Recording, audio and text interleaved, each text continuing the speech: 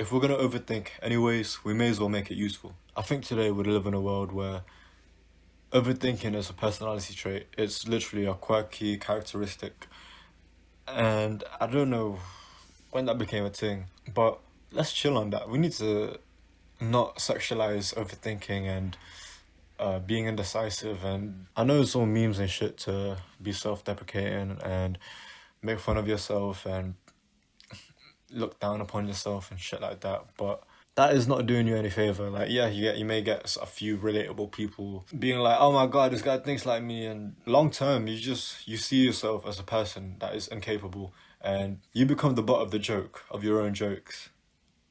Like when we say things like as jokes, as like, oh, I just overthink a lot and all that relatable shit, because then the way you perceive yourself as someone is incapable. And what does that show to the people around you? Regardless of how you view yourself and if you're an overthinker or not, you probably do tend to have moments where you have just a train of thoughts coming together all at once. They're probably triggered from something in the past, and that's when we're talking about how we can use past events, something we used to think of as negative, and how we can transform that into something that serves us right now. So the past year I've been getting over a breakup. You probably can relate. So randomly, just random times of the day, I just think about a good thing that happened in the relationship. A thought came into my mind quite recently, actually, is that before I eat my food, I do a prayer of gratitude. I started this prayer before my meal thing during that time of the relationship. So obviously I have like connotations with the praying with that relationship. During the present moment, I had thoughts of like, oh shit, remember when you used to pray together before meals and you used to save each other so passionately. And yes, with the meditations you're easier to catch on to those things, but they still happen. Like those thoughts still happen. Instead of thinking about how nothing's the same as before and I'll never find someone who I can pray and do things like that with, I embrace fully that situation as it comes. I tend not to dwell on the past for fun or because I'm bored, but when those thoughts arise, I welcome those thoughts. I don't necessarily label things good or bad because that just creates more resistance. For the simplicity of this video, I'll just call those bad thoughts, right?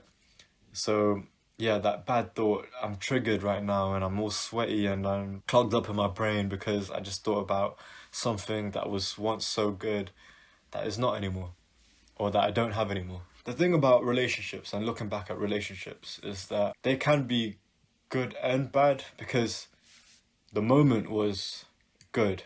The moment was exhilarating.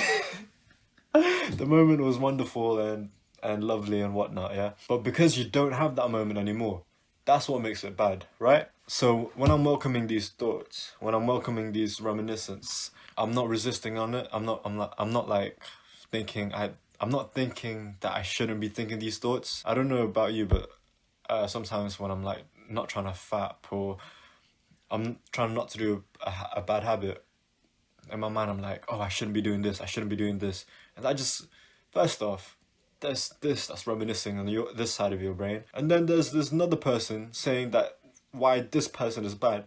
Like, bro, who are you? You get what I'm saying? Like, how many voices do I need in my blood clot head? So by doing that, by welcoming it, we're already limiting the damage per se. But like we said, because the memory is intrinsically good, what I do is I try to still have that feeling. I still have that back in the day when I was praying with her and whatnot.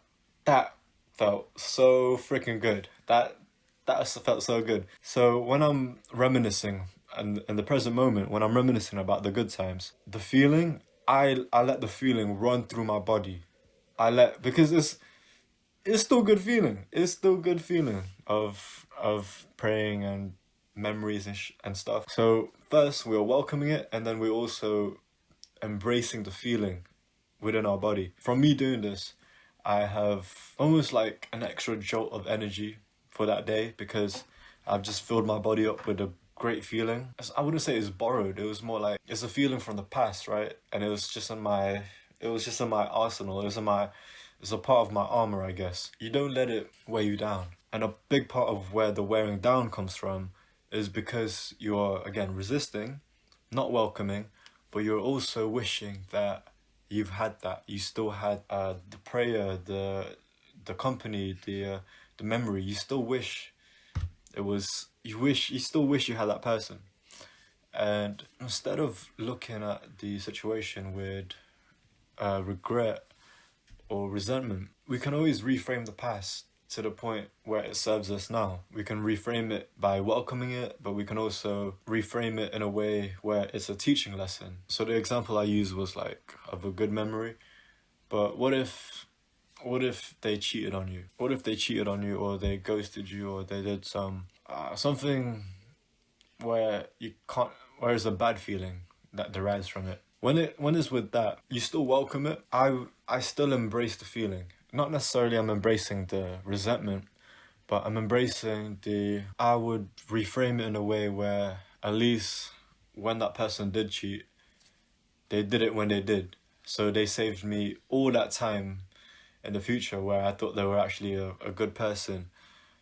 They showed me their true intentions straight away. Again, saving time. You can just reframe it in a way where it serves whatever situation you are in right now. Perhaps you need better judgment of character.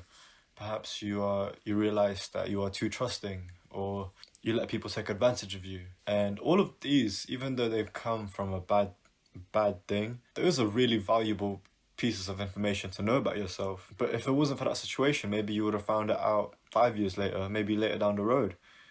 As opposed to now, you are knowing yourself better right now. Imagine if I did get cheated on, and then I framed that past experience as bad, and that women shouldn't be trusted, or just have a general hate towards women because of that situation. Who is that serving? Because it's not serving me. I'm only hurting myself more from this resentment towards the past. And it's also affecting not only my present moment, but it's affecting the future me, from the exercise of welcoming, embracing, and reframing. That's actually caused me to not overthink. That's actually helped me not think about my past as often.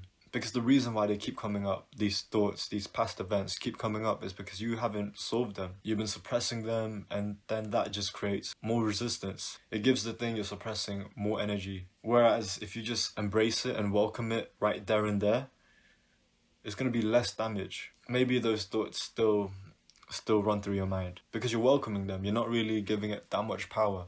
And then when they do come, it doesn't affect you like that.